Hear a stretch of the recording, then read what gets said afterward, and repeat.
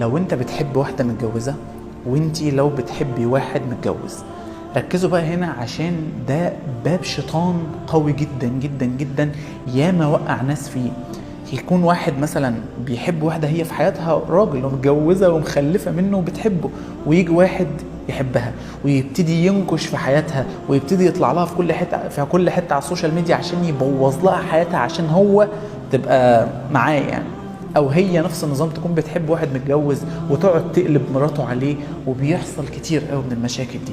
خدوا بالكم، ده باب شيطان، باب شيطان بيدمرك انت شخصيا قبل ما بيدمر الشخص اللي انت بتعمل معاه كده.